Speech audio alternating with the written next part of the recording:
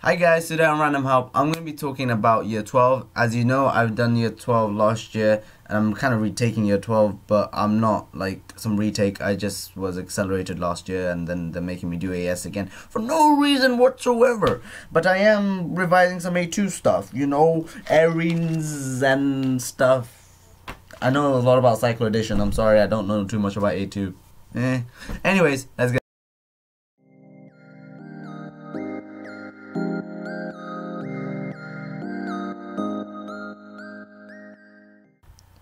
So, this is the introduction to Year 12. So me doing it, I have some idea what you need. So let's go and do the to-do list. Alright, so firstly you need some super curriculum activity. So what is this? Well, you might get your teachers mentioning it. It's just when you go beyond a subject to find more about it. This could be a research paper. This could be you doing some work experience at your field. This could be doing an outreach program like Social Mobility Fund, Target Medicine, UCL Unilink, Imperial Outreach, King's lectures in general, anything that will show that you went outside and did something where you used your knowledge of your subject beyond what normally people would do. Like I did it for chemistry in Imperial. I did it at, I went to the Social Mobility Fund stuff before I got kicked out because I was in Year 11, not Year 12. Never do that again. Then read into the subject, not around the subject. You will get teachers constantly saying read around the subject, and I say don't, unless you really understand what you're doing, because sometimes what people tend to do is read the subject around it. So like they go and read a particular article which goes pretty much against what they said in A-levels, and they get seriously confused as to what's happening. That happens to me a bit, but because I've consolidated my knowledge on A-levels, I understand that this is just the knowledge it may come up at university, because science is changing all the time. In other subjects, such as maths, there's new math formulas and things. There's just read around the subject is quite dangerous for people who don't really understand the subject really well. That's why I say read into the subject. So know that idea in more depth. That's a good way to put it. Sometimes reading around the subject could mean that, but it's not specifically said, and I don't like that. Because some people do start reading articles and they talk about it with me and say, oh, and then they start criticizing the A-level scheme and things, and you really don't want to do that in the exams, because you know that, oh gosh, let's say that you have this question and it's like, that's definitely not right anymore, it's changed. You can't put the changed thing anymore. You have to stick with what the A-level specification has told you to say. Anyways, then it says know your teacher style. This is really important now, because you are in a situation where you have no exams at the end of Year 12. So there is no AS exam to say, well, you did this and that. It's really your teacher's gonna be your big, fundamental person to assess you, give you the target grades. And it's more so now because they take mock tests and they analyze your abilities, and then they'll give you that target grade. So knowing your teacher style is important, because let's say a teacher is more reluctant to teach you, but he gives out a lot of worksheets. But him giving out a lot of worksheets could mean that he tends to prefer a one-to-one kind of thing. So he might like that. Or a teacher might be more experimental and like to show experiments when demonstrating something. Some don't. So you have to know your teacher style and work around it from your own style, and that's really important for you to do really well in your A-levels at all. Universities. So most people, well, maybe not most, I don't know the figures, but if you want a pretty good job, then university is the way to go. But you do have apprenticeship as well. You can still get pretty good jobs as well with apprenticeship. Don't lie with that. But anyways, most people presumably will go to university after A-levels. And these are the things that you would want to know when applying to university. Well, when finding a university, firstly, you want to be realistic about where you apply. Let's say you aren't really good at one of the subjects, and you know you're not going to do that well, because of what you've learned already, and it just seems that even if how you try, realistically you won't get that grade. Like, let's say your aim is an A star, but realistically from what you've seen and how hard it is for you, you don't think you can get the A star. Like with me, I know that I would really struggle to get an A star in something like physics, because it's quite difficult for me. But something like biology or chemistry, I really enjoy. I would be ashamed if I didn't get an A star in those subjects, because I really like those subjects. So you have to be realistic about what you apply, and know that those grades you get will determine if you can get in or not. So because you don't want to be at the end of year 13 not getting the grades and not going to the university you were given a conditional offer on. Alright, also list the universities you want to go to and go to their open days. For me, I went to a program called Vision. It's an amazing program for any medical people who are watching this. They give you a great thing, a great table, which demonstrates what their requirements are for each medical universities. Yeah, so just make a chart like that yourself. I just got that from an amazing program I went to called Vision. But yeah, you might have to make one yourself, and then you can see, oh, I want to go to this university, this university, this university. Know which university you're going to before year 12 or during the first 3 months of year 12, because by the end of year 12 you can still change your choices, which is fine, but having having some sort of aim as to which university you want to go to will set you up for knowing what type of experience to get, what to do, and what type of grade you want to be achieving. Outreach programs, as I said, are amazing. At university, most universities provide it to you. So your local university might give you year 12 taster days and things like that. There's a site called Taster Days.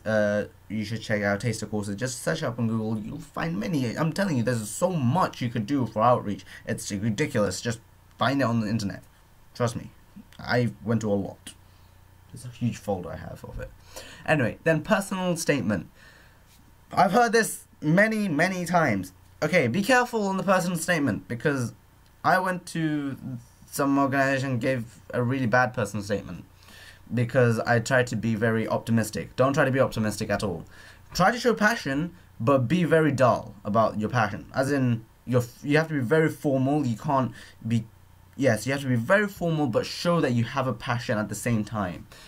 Show what activities you've done, show what experiences you have. But as you show your activities, show how you benefit the other person while doing that activity, and how it benefits you. So both are important, the person and you. Admission tests, remember to revise for all of those. Just practice for most admission tests anyway. Yeah. Finance, yes, do not worry about university finance. I went to a uni-like lecture where they told about finance, and trust me, if you are good, like you will be okay for university and money. There is something they told us, is that you should during January, after January time, February, April time, so after you've got your offers and things, you should start looking for scholarships and bursaries.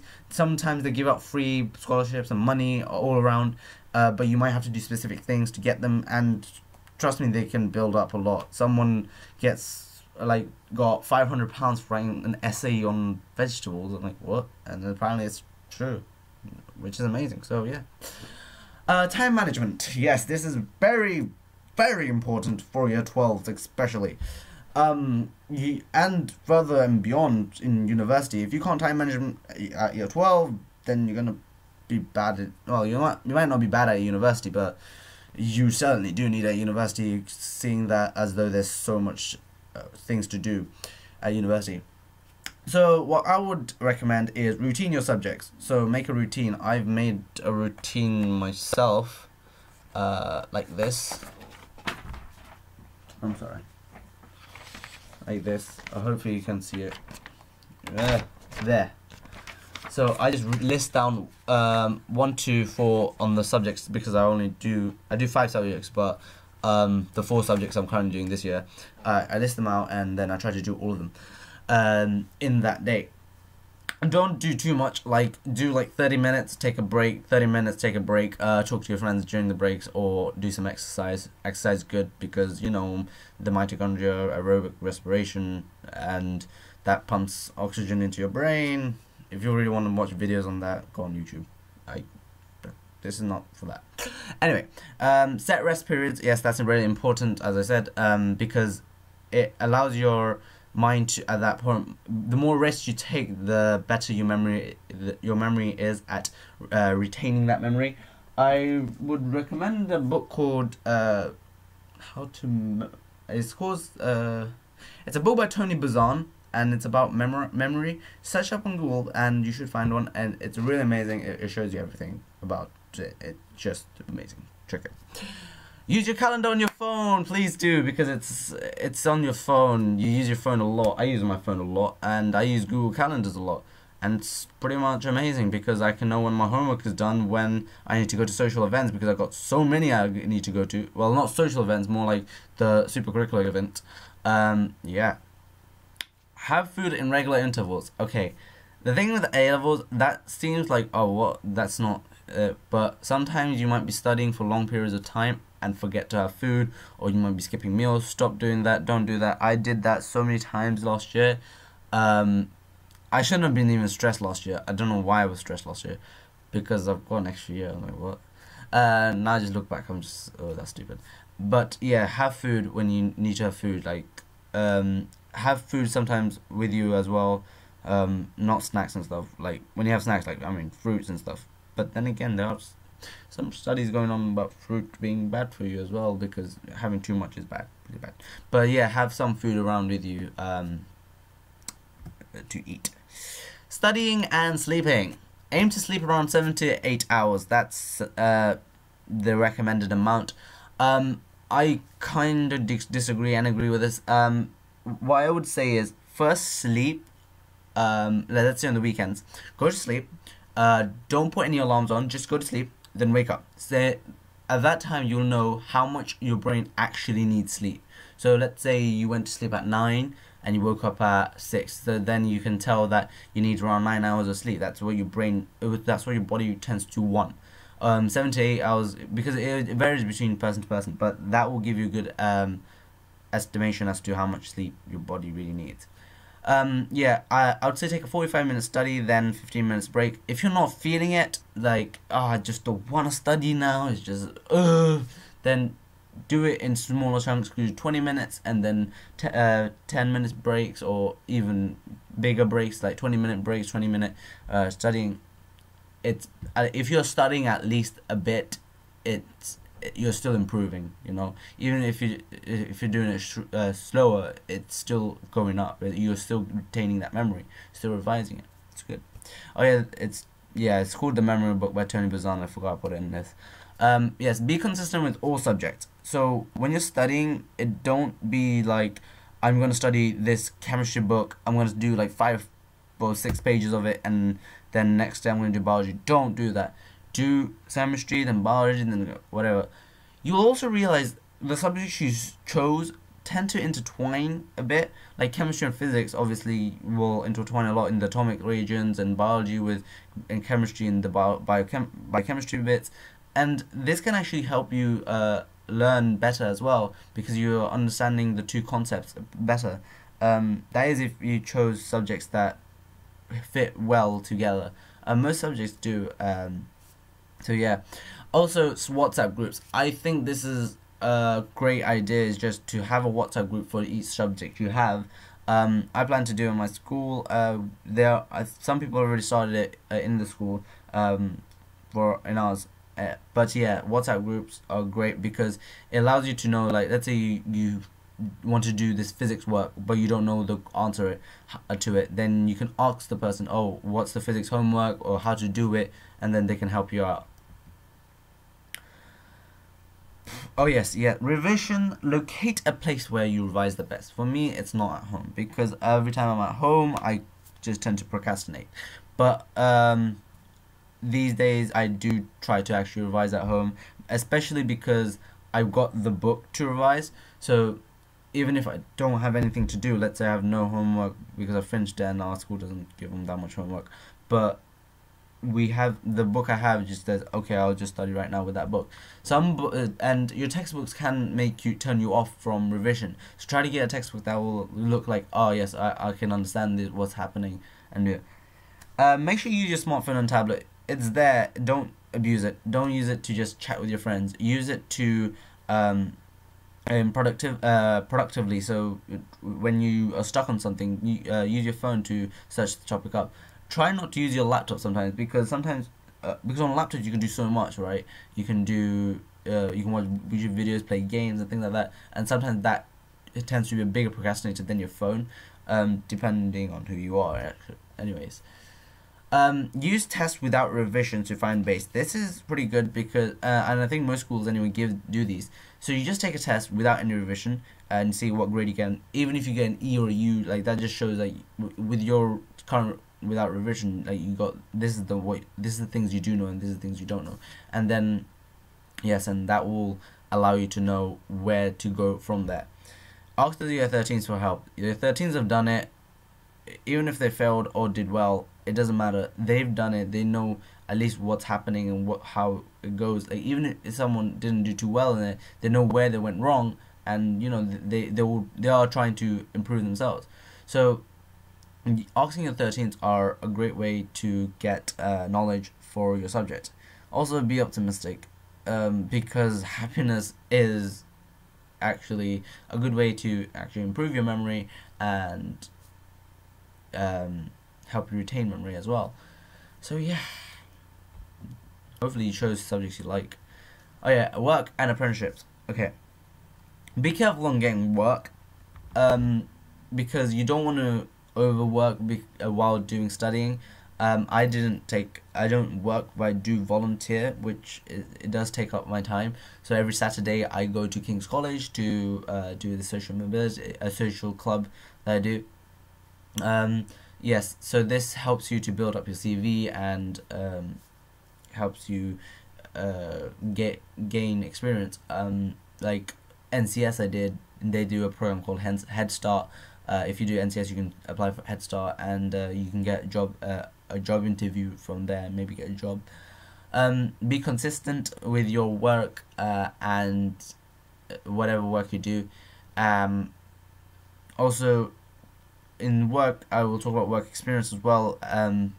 When you get any sort of volunteering or work experience, try to make sure it's something consistent, like you do every week, like for an hour. It's better that than like everything in a week. That's what people universities tend to prefer. And try to get apprenticeships and work experience are pretty good because it gives you a hands-on experience on the subject you're doing, rather than just learning it off the board. Habits, yes. Making small habits is a good thing. Let's say you hate revising. Let's say that. Most people do. What would be good is to start with small goals. Let's say your first goal is sit on the table for at least 10 minutes. I'm not joking. Just literally sit on the table for 10 minutes and read a book. No joke. And keep on doing that every day. Alright? And then as you do that, and turn off anything that will like distract you. So your laptop, turn it off. You don't really need it because you think you need it, but in reality you don't actually need your laptop at all, and you just start procrastinating.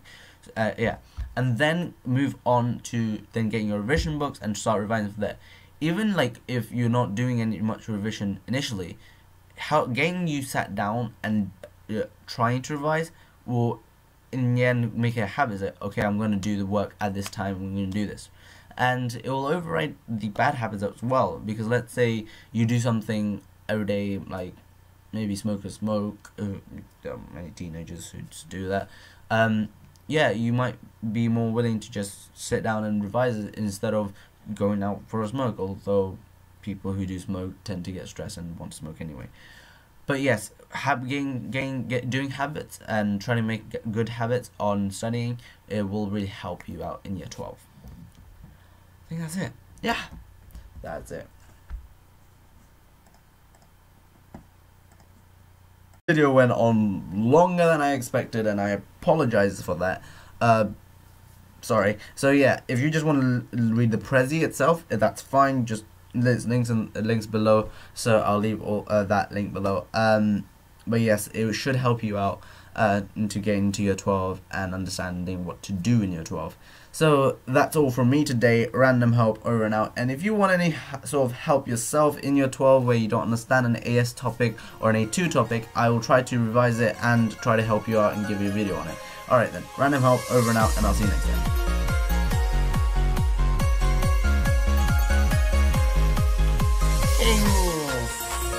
Wow. Do I have a lot of bad news for you? And a lot of good news as well. Tell me something about bad.